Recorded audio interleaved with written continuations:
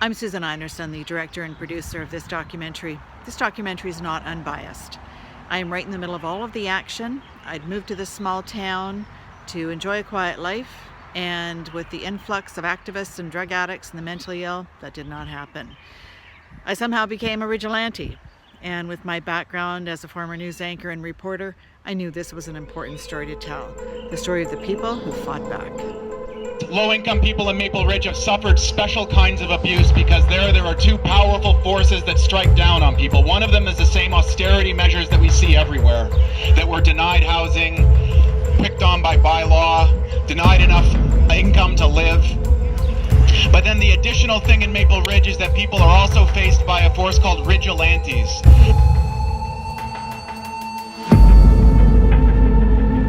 In 2015, drug addicts and criminals descended on the small town of Maple Ridge, aided by social justice activists, including Ivan Drury, a self-confessed Marxist and former university teacher. Over the next 5 years, local residents fought to save their town, both from the addicts and their own government. This is their story. Maple Ridge Vigilantes, which is basically an anti-poor hate group. My response to being called a hater would be to say, you're a goddamn idiot if you don't hate what's going on.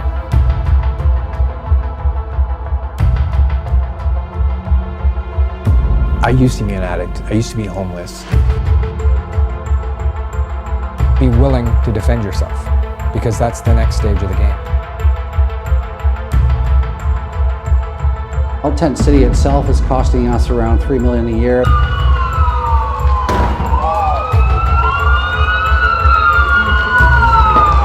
Yeah, we can feel the heat. I think what they wanted to do was basically take over our city. I was willing to get arrested because I wanted to try and protect our homes.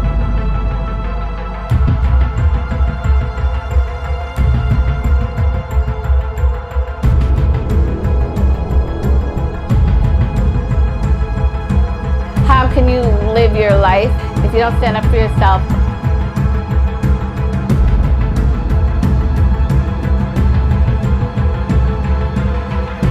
This is exactly what we were dealing with. We have a majority and one minority, and we are not going to take it anymore.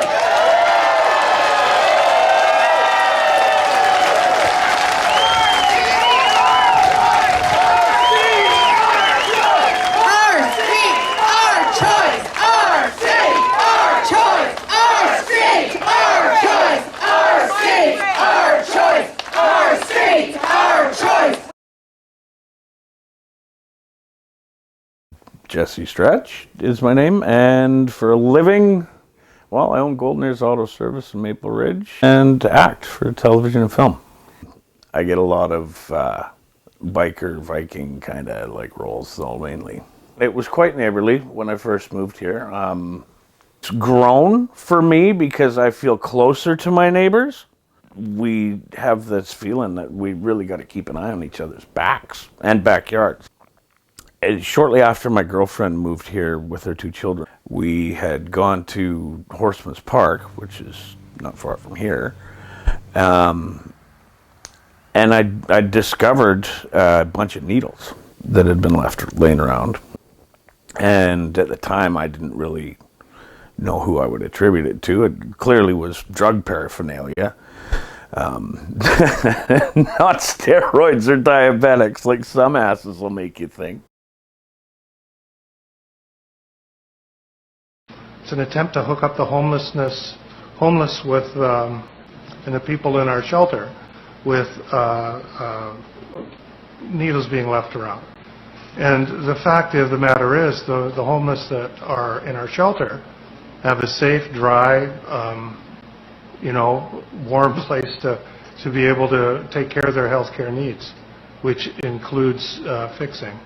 And then those needles aren't left in any park. So I suspect that most of any needles that are left in parks, and I've found some that were left in relation to steroid use.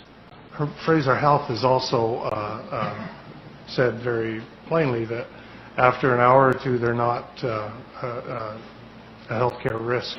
how many they needle, the risk is the same, regardless of, just because you wouldn't know the timeline, right? So it's not that it would be, if it's been a few days or a few months, the risk is lower, it would be about the same. Yeah, so I was like, what the hell is this? And then, you know, nobody's cleaning it up. I didn't know who to call at the time either. So I just took it upon myself, pick these things up and dispose of them. And, you know, a couple social media sites talking about it and this and that. And people were asking if I would go pick up needles elsewhere within the town and schools and this and that. And then some friends of mine were involved with a group of residents at Cliff Ave. When I first saw Cliff Avenue, I couldn't believe what I saw.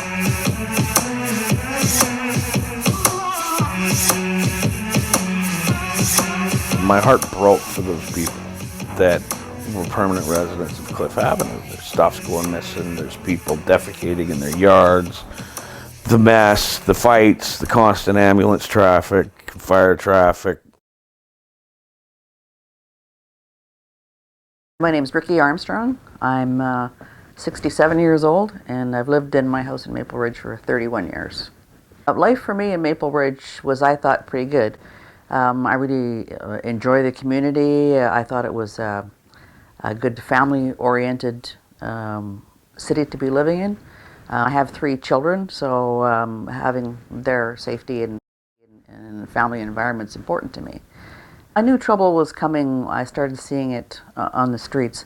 I went to visit a friend one night, and she did live on Cliff Avenue. And when I went there, I had no idea that people were camped down the end of the street.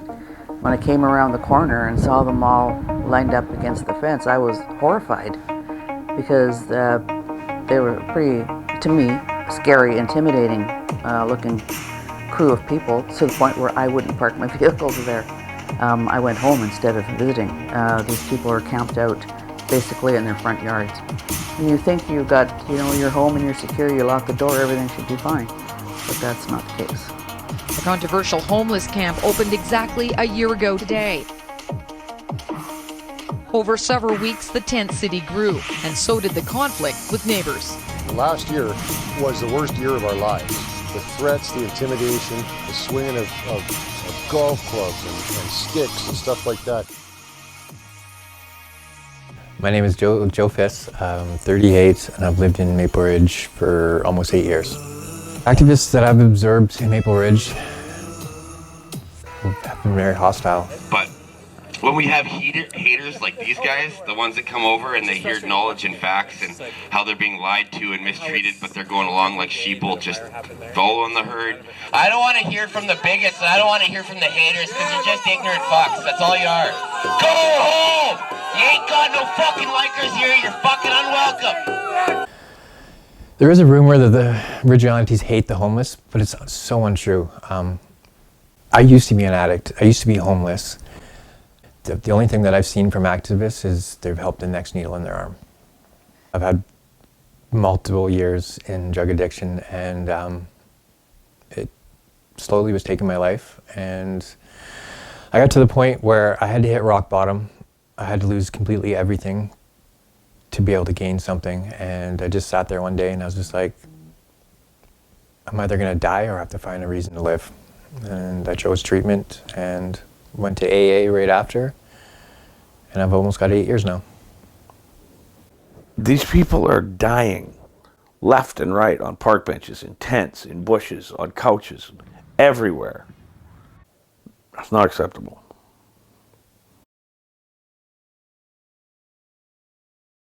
My name's Jamie Seep, and I've lived in Maple Ridge since 1985. I had a great childhood in this city. I loved the fact that we had problems with deer in our yard and pheasants. I could catch my limit at the local creek 10 minutes from my house. We had problems, but they were small town problems. Well, when it comes to work, I've been a general contractor. I have been a property manager, a commercial diver, and a full-time volunteer now. So there was people out there doing things for the homeless, but the whole time the housed residents, tax-paying people, were always overlooked. And it was sort of the group of us who got together and decided to make sure that our rights weren't stomped on. First and foremost, I would have to call out Ivan Drury. In my mind, he is a total and complete pimp of poverty. I've been called all kinds of names, and it doesn't really bother me. They can call me what they want. I know who I am, I know what I am, and I'm not dissuaded by any names anybody wants to call me. What I do have a bit of a problem with is my photograph being distributed into the homeless camps, and my picture being given to drug addicts while they're high, saying, watch out for this person, arm yourself because she's here to do you harm, which couldn't be further from the truth. I'm not out there to harm anybody. None of your business. It doesn't pertain to you. I live here. Wow, how rude. You get what you... So I know you're videotaping me, Jamie, but I'm wondering if you have a job. Why? Because all I hear about from people who live Is on that the I'm street everywhere. is that you are terrorizing them, Yep. harassing them. Let me bring something up to you. I think you're terrorizing them because I've made contact with them and they all said that the flyer and the information you gave them about the big bad vigilantes, they didn't sleep for days. I know they didn't. Because of what you told them, the lies. Oh, really? Yes. You're spreading lies and you're terrorizing them. As far as the definition goes, you are terrorizing them. We're not. The only time that I can honestly say I was ever afraid is when I found out that there was a $200 hit on my head and that somebody was willing to stab me, beat me, or kill me for as little as $200. That bothered me. That made me scared, but that didn't make me scared to be in the bush. I was scared everywhere. $200. So I started carrying around 250. What names have I been called by these activists? Oh, well, it started with asshole. And it carried on through almost every cuss word imaginable there, some not even in English, so I don't really understand what they said. We got name called so that we would stay, I think, out of the picture and leave them, the activists, alone to do what they wanted to do. And I think what they wanted to do was basically take over our city. Whatever. It's just a name. I subscribe to the sticks and stones theory myself. And when the government does say they might build housing, they rally in the streets, they hold petitions shamelessly out on the highways, and they mobilize their forces to fight back against providing housing for the poor. Oh, for media and these social justice goofs and all that to go, oh, it's homelessness, it's homelessness. It's not. That's not the problem.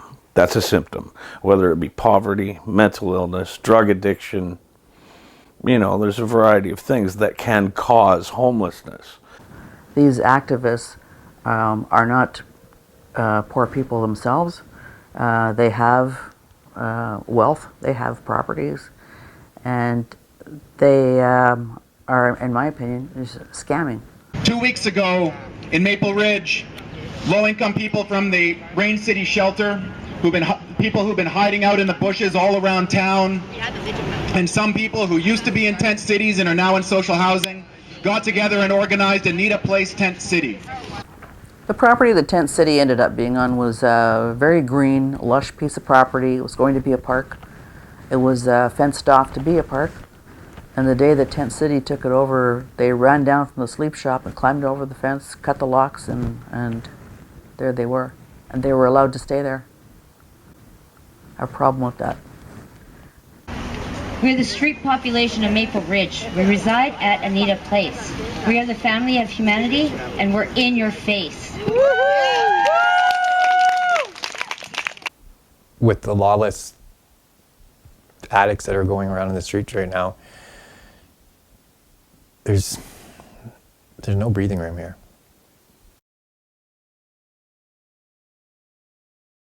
I noticed a major difference as soon as Tent City popped up in our community, because we no longer could allow our kids to venture around the streets unattended.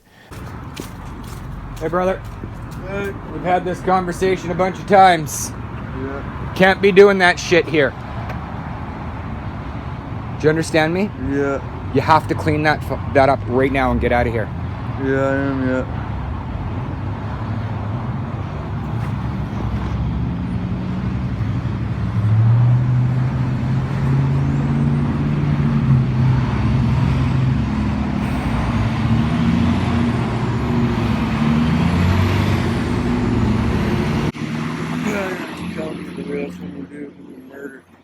Well, I'm letting you know that you're going to get trespassed the next time you're here.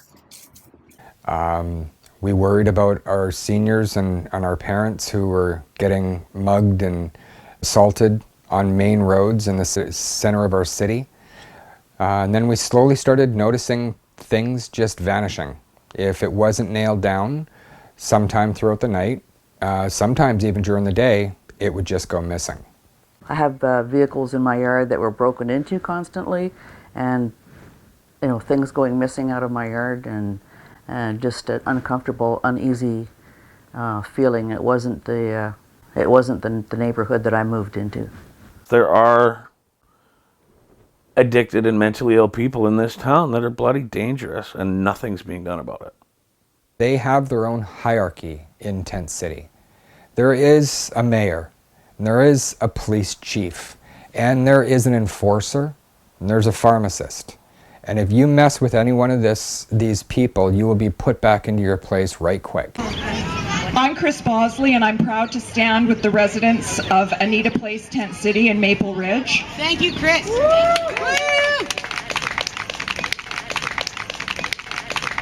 Okay, the people that are addicted to it right now, I don't know. Address! Get the fuck out of here! You get the fuck out of here! Go ahead, Armstrong, go ahead. Let's go there. Go ahead. I'll straight Our street population is a community within a community, and they look out for and care for each other. Okay, so state your name again. Jonathan Evan Fernandez. Okay, so you live down in Tent City. I did, and it's got to be shut down. It's got to be shut down. And why is it need to be shut down? Because there's a 15-year-old girl selling herself for heroin, and people don't care. There's criminals walking around stealing stuff and bringing them in there to sell them to drug dealers who run the place. There are fucking prostitutes doing tricks, drug dealers doing deals, nothing but crime. If the stuff that happens in Tent City happened right there, the cops would be all over it. Mm-hmm. Yet it's allowed to go on there. Get everyone together and shut it down. I think people are finally starting to see the light, that they are not here to help anyone.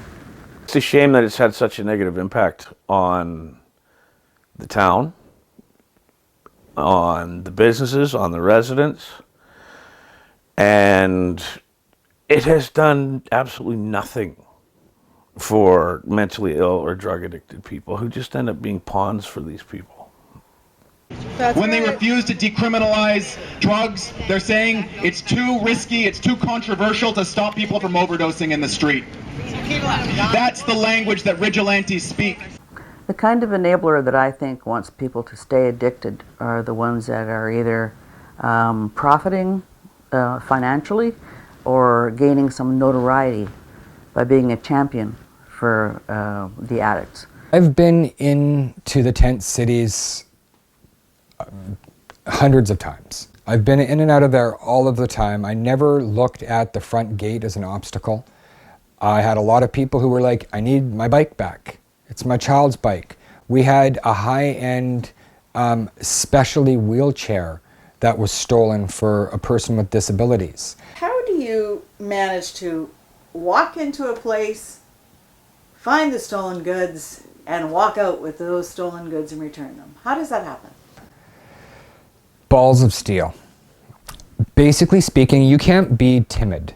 You can't walk in there and politely say, please can I have my stuff back that you stole from me? The bottom line is I was there and I was willing to take the risks, so there was a certain amount of This guy's give a damn is completely broken. Let's just give him back the wheelchair and he's out of our hair. Because again, that's their house. That's their area. And as long as I or the RCMP or anybody is in their area, they no longer have that sort of utopia. You've taken it over a little bit. And for a lot of them, they're just like, give him back the wheelchair. You know, we want to get back to the party, you know. We don't have a leader. I have been the spokesperson, but we don't have a leader. We were laughing at a meeting one time, and I says, we're not vigilantes, we're vigilantes. Ha ha ha ha ha. And it was a joke to me. I thought it was the funniest thing I'd said in probably 10 minutes. But it took, and people ran with it, especially that jackass Ivan Drury. I'm like, well, thanks, bud. The group that picked up the name Vigilantes, Vigilantes from Maple Ridge, that have harass and target low-income people in the streets. I think is a powerful symbol of a rising anti-homeless hate movement. I do not agree that vigilantes are haters of the homeless. I have a personal, it hits me at home because my dad actually is on the streets in Vancouver. So for people to say that I hate the homeless, then I hate my father, and that's not so.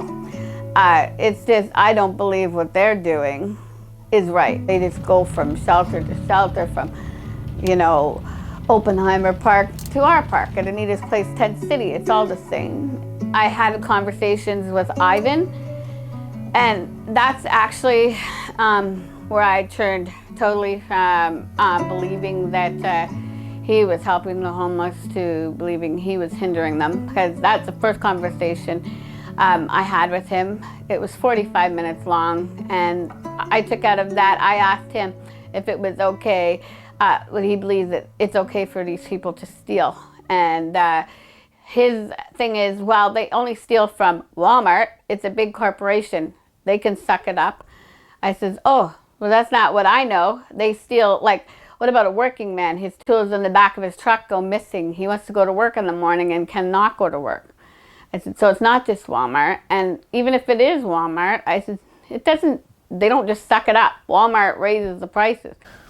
So the other people in the Vigilante in Maple Ridge, you know what, when I first met them, you know, it was like we were best friends from the very beginning. When I first got into this, I was just like, what am I getting involved into? And the first week, you know, I made 100 new friends. Well, I think in general people become vigilantes because they're fed up waiting for somebody else to fix the situation. Some of the people that do identify as vigilantes are the people that step up to the plate. They see something, do something. They're great people. Describing vigilantes is really, really easy. And it's a person who really cares about their community above themselves. I proudly call myself a vigilante, if that's what they want to call me. It was a slur for people who are willing to take the law into their own hands and protect theirself, their family, and their neighbor with every means possible. And your average citizen, I would say, would become or lean to the vigilante side of things because they're fed up with the status quo and government and law enforcement are letting them down. When the time came to elect a new mayor, I got on the Morden campaign. Many people have told me that they did not get what they were promised in the last election. Hi, I'm Mike Morden and I'm running for Mayor, City of Maple Ridge. As your mayor, I will enforce our laws to protect our neighborhoods, our families, and our businesses from the crime that's taking place. I will work with senior government to close down Tent City and get people the help that they need. On October the 20th, let's put people first. Vote Mike Morden for Mayor, City of Maple Ridge. Thank you. Based on those promises, people voted for him in a landslide.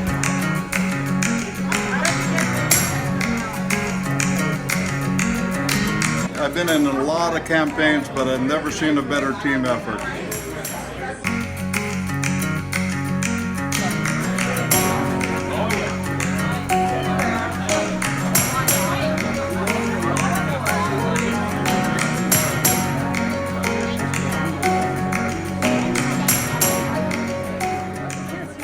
But the problems with Tent City were far from over. Floods, fires, evacuation orders, court battles, continuing crime. The crime has been horrible around here, the homeless camps. The mayor found himself in a fight with higher government over where the people from Tent City would go when it was shut down.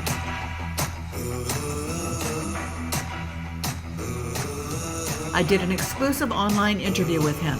It went viral and was on every news station in the country. Now into its 5th year, the problems in Maple Ridge with drug addiction, crime, mental illness, and homeless encampments continues to drain city resources, anger ordinary residents, and reveal the widening divide between a municipal and provincial government. Well, Tent City itself is costing us around $3 million a year. That's numbers from BC Housing and from the city.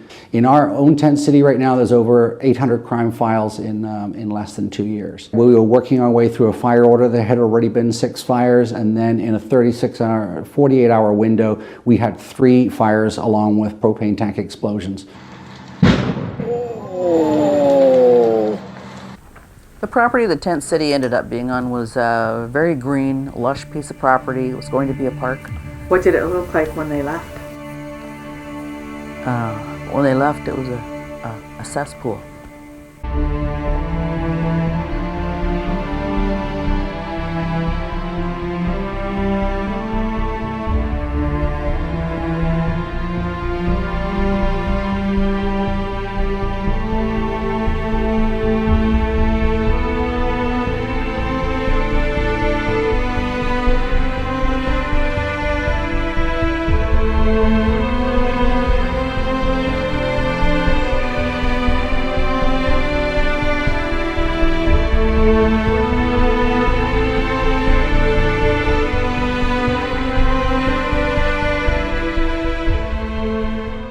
People that are out there with serious mental health and addictions problems need to go into treatment systems.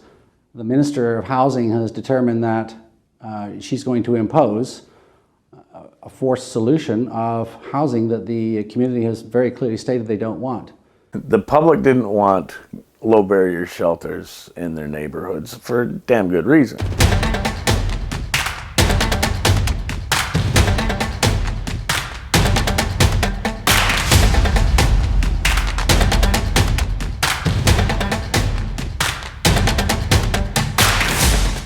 There's no question that crime goes up around these facilities.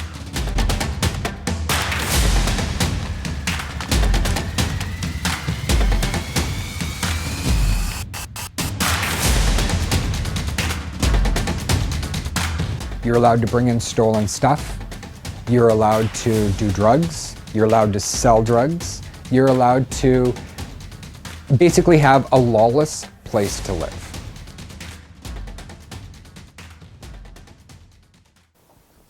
I'm Dave Anderson and I'm 76.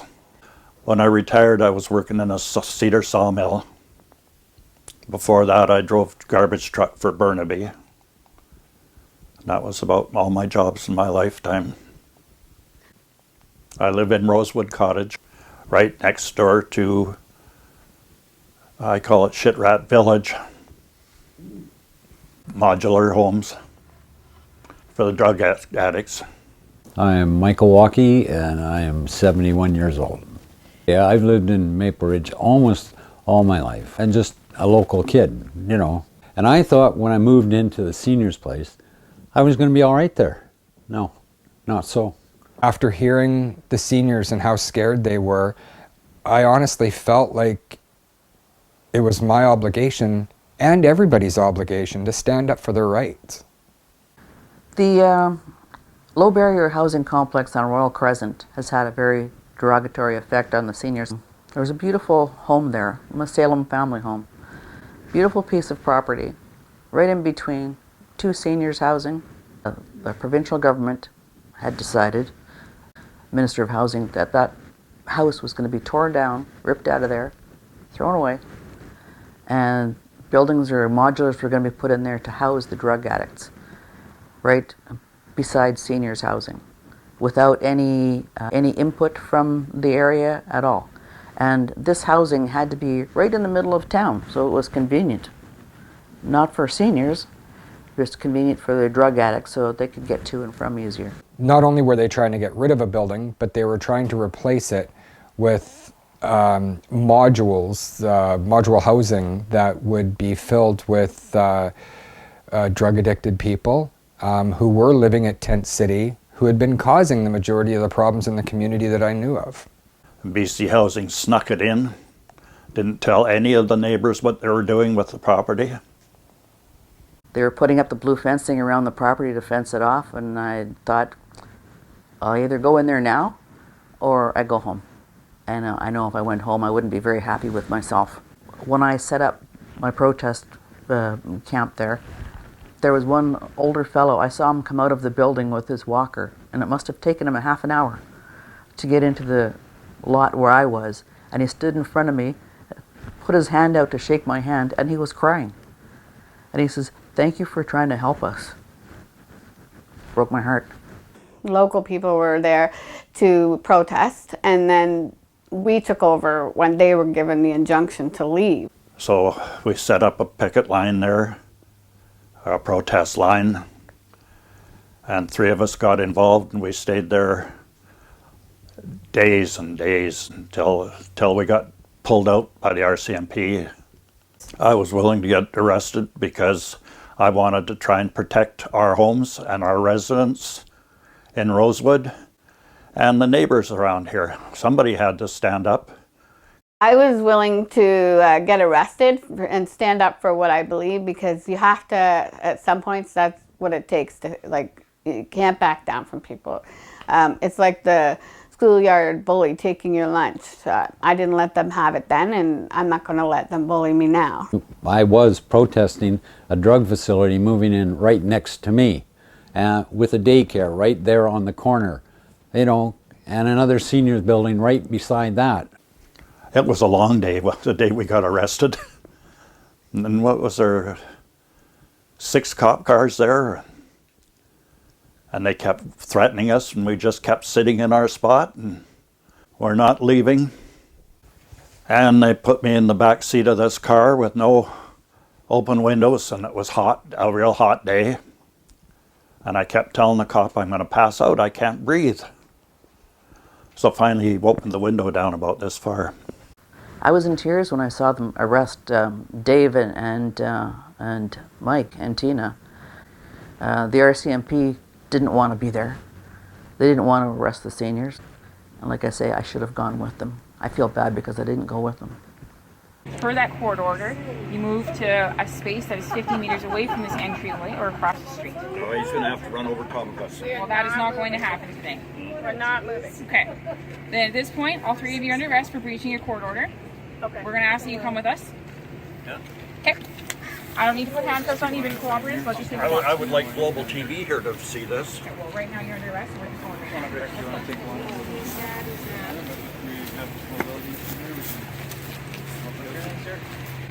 Just a minute. Dave Anderson.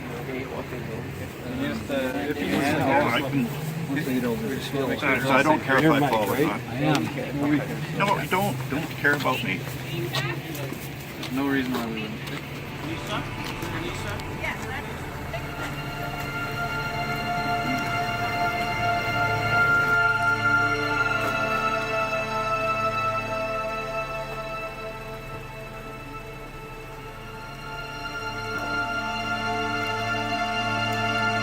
Hey Mike, thanks man. Appreciate what you did.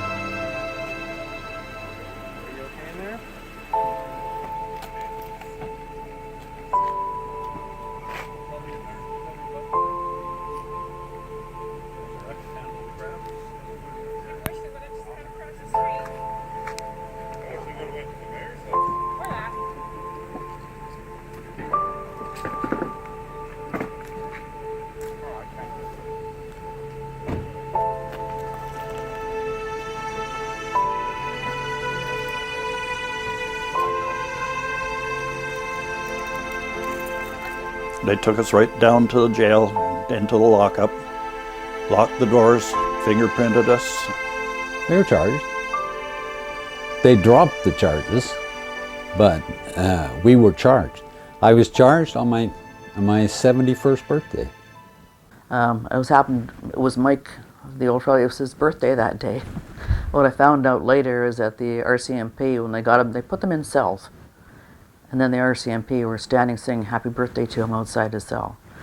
The after effects, so I talked to the seniors later, like Mike and Dave, and to them, getting arrested for something they believed in was the highlight of their day. They were fine with it. I wasn't fine with it. I figured they could have handled the situation differently. They didn't have to take us and put us in holding cells. They could have come and talked to us instead. I'll tell you a story about myself. When I was 21, I was sentenced to 2 years less a day in prison for one joint in my ashtray. One joint. Nowadays, they're out shooting up all over the place, and the cops know it. They can see it, and they do nothing about it. Absolutely nothing. I wasn't too happy at all. I wasn't feeling like the government was working for me. Our government doesn't care about us.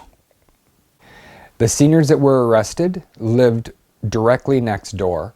And when I talked to them, the reason they were willing to get arrested wasn't necessarily because they completely felt like they were doing the right thing, but it was the only thing they could do. They're seniors. They were 70 plus years old. They can no longer fight harder or yell louder than everybody else. The only thing they could do was put their freedom on the line for us. When they opened that place up, needles all over the place and garbage, and using our parking lot to pass drugs up to the top floor. Dave has been negatively affected by the shelter because he's not even comfortable going out for walks. He spends much more time in his room now due to the fact. I'm not a happy man. I was. Mike is quite angry. I think it stresses him that we weren't heard. I believe I got involved because of so many people that I had met that weren't able to get involved. And they kept telling me that, you know, they're too old, they have a disability. They were somehow handcuffed from standing up against the machine that was coming in and taking over their city. The first thing I had to do was learn who our opponent was. And I needed to make sure that everything we did was better. If they had a megaphone that was 1,000 watts, we had one that was 3,000. If they handed out 250 flyers, we handed out 1,000 flyers. If they had 20 people at their event, I made sure we had 700. Everything they did made me the best activist I could be. Jamie Seep, I came to know him actually after my protest camp on Royal Crescent. He showed up, met him, and his outlook on life in Maple Ridge, very similar to my ideal life in Maple Ridge. He's a great guy. He is energetic. He's a stand-up guy. You need help with something, Jamie shows up. Can't say enough about him. That's good. He's a great guy. Oh, Jamie's one of the most well-loved men in Maple Ridge. So we held a rally because our community was enraged in the fact that our big government started to speak on behalf of our newly elected local government. We had over 10,000 signatures that over a span of a while, telling the government that we didn't want the low barrier housing where they planned on placing it. The government basically ignored us. They don't care what we want. We don't have a government anymore. They're the biggest enablers there is. Stealing from the seniors and giving all the money to these so-called homeless drug addicts. They get more than we do. And we worked our life away for this. Earlier this year, the city's unofficial homeless camp was shut down after a series of fires deemed it unsafe. When the province then said Maple Ridge wasn't doing enough to house the homeless, it stepped in to build low-barrier modular housing, something the mayor and many supporters don't want and say won't work. We've worked with 22 different communities to deliver on this kind of housing, where we've housed 1,000 people who were formerly homeless.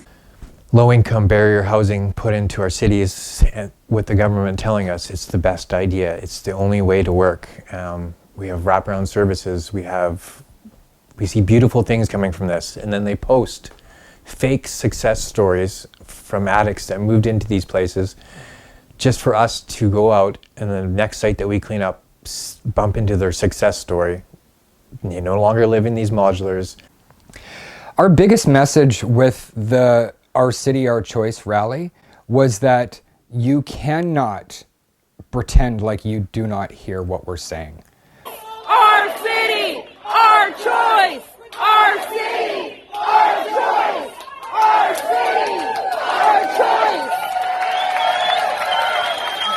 First off, I want to thank the council members and the mayor for showing up and showing support for the community that's involved. So we've lost our voices in the democratic process. From the housing minister, she's taken it away from us, and she's going to force something against the will of the people. Her city council is going forward resolved, because we know what you asked us to do, and we're going to do it. Our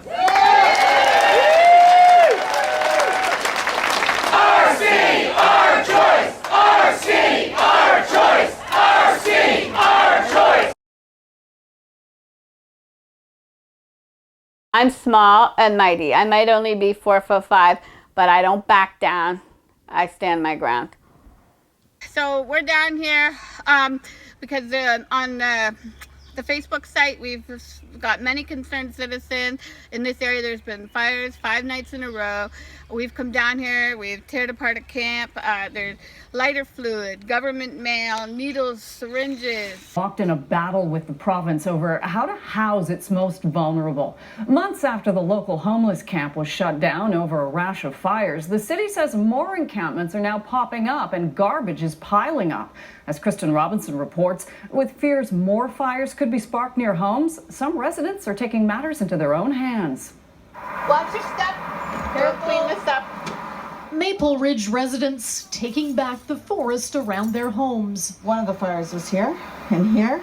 Susan Einarsson and her neighbors concerned about recent campfires set in a ravine used by the homeless. They're starting fires, and as you can see behind me, my home is about 30 feet away. My worst fear is that these fires that are being set at night will burn our homes and possibly kill people. The group taking matters into their own hands Saturday. Bylaws has been here and city crews tasked with cleanup, but Mayor Mike Morden says city services are overloaded, responding to people setting up camps, making a tremendous mess, hoarding of all kinds of acquired property, along with the proliferation of refuse and drug paraphernalia. A lot of people have asked, why don't you leave that up to the police, and why don't you leave that up to bylaws? Well, the bottom line is I could, but on the same hand, I could fix the problem right now by taking the bull by the horns and being the solution to a problem versus pointing out the problem and hoping somebody else fixes it. In Maple Ridge, we have at least 2 Facebook groups dedicated to shaming and humiliating our street population.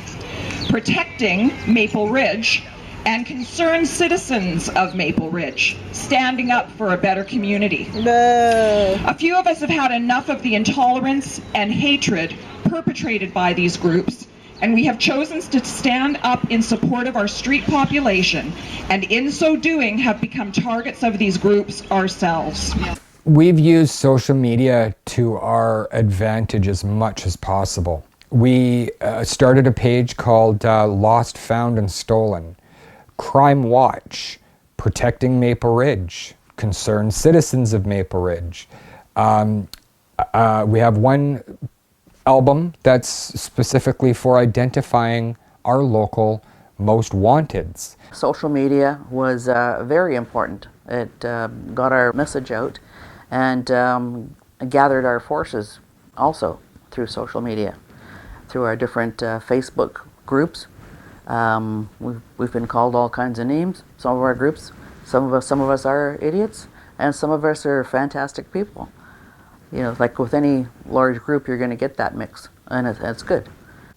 Our main street in Maple Ridge is 224th, and you're not allowed to walk down that street with a cigarette, with a joint, with a glass of wine or a beer.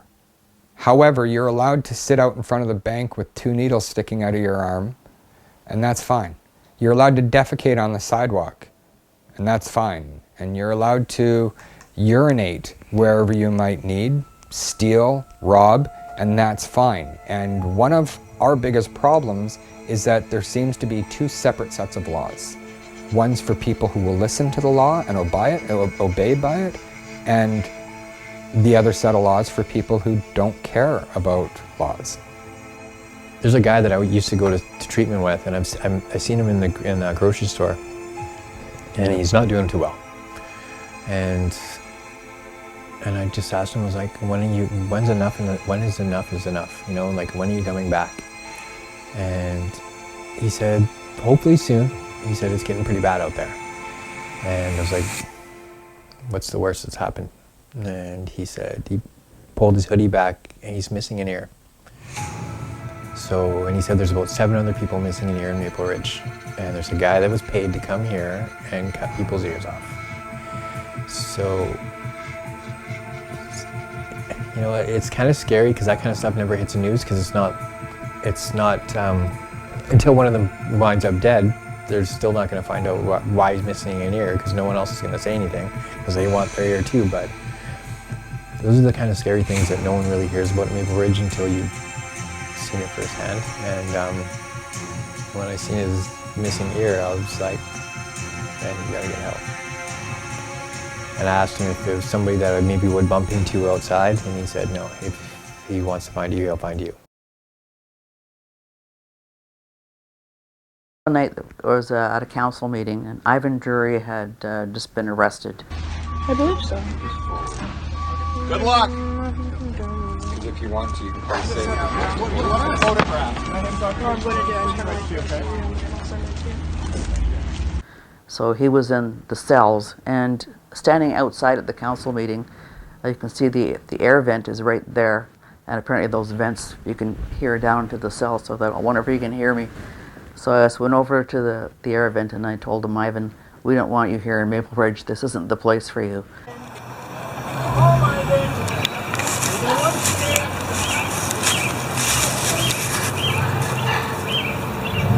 Maple Ridge is not the place for you.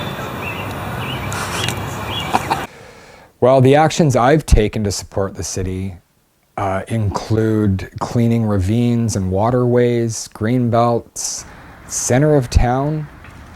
Anywhere that we notice garbage, we will pick it up and make it look as if the way it's supposed to look. We have taken a couple of tents that were located directly beside elementary schools by absolute known criminals with their criminal history in hand. I went and asked those people to move on. We use video surveillance in a couple of different ways. If we have a known area that is just hourly or daily a problem, we'll put surveillance into place so that we can figure out who we're dealing with, what we're dealing with, give it to the powers that be, put it on social media so other people can see what's going on so they can avoid that area. We also use night cam technology for doing night patrols. We use body cams during the day. We have trail cams. Clean Up Maple Ridge is a group of volunteers that all organized locally here, and we go around and clean up areas that have been neglected by either other citizens or taken over by people doing drugs and illegal activities. So we just go into those areas and clean them up. Clean Up Maple Ridge has been in existence for about 3 months now. A lot of us have been cleaning Maple Ridge longer than that, but we actually formed a group about 3 months ago. I just started coming out to help, and the group was friendly, and I really hate seeing a lot of garbage on trails in natural areas. If there's a ravine or a park that's either been abused or vandalized, we'll go in there and try to reverse what they've done and bring it back to the way Mother Nature intended.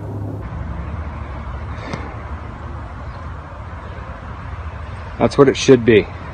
It sort of created itself just from everybody being so upset about the state of our city. I volunteer with Clean Up Maple Ridge because I'd like to see this city become the once sparkling place that it once was. I have cleaned up all kinds of syringes, all kinds of drug paraphernalia, human feces, all kinds of used clothing, shoes, just plain garbage. Lots and lots of garbage. We have cleaned up at least 100,000 pounds of garbage off the streets of Maple Ridge. The GoFundMe campaign was started because it was private. The whole campaign was privately funded from the beginning. Personally, I've spent more than I want to admit, and if my wife sees this, I apologize. This is an amazing group of people who donate their personal resources, time, energy, and money to the greater good and safety of this city. When I see people in other towns facing the same sort of situations that we've had here in Maple Ridge, I think Maple Ridge has been actually a learning city for other communities. We're kind of the leaders in this whole issue. I don't know, we weren't the first, that's for sure, but I think we're one of the toughest here. We've got a lot of core people that will stand up and fight. I think other communities, they have to stand up and fight this. If they don't, they're going to be run over. If somebody approaches you with aggression, you absolutely have to come back at them with aggression and be willing to defend yourself, because that's the next stage of the game. How can you live your life if you don't stand up for yourself? We're going to be basically locked behind doors pretty soon. That's the only place that's going to be safe, and your own home's not even safe. I love where I live. If nobody's going to take care of it, I'll start, and hopefully people will jump on board. You're not the only person feeling what you're feeling in your town if you're confronting the same sort of situation. Get together as a group and tackle it that way. If you ever see Ivan Drury or Listen Chan or any of those jackasses in your town, get ready for a fight. Our city! Our choice! Our city! Our choice! Our city! Our choice! Our city!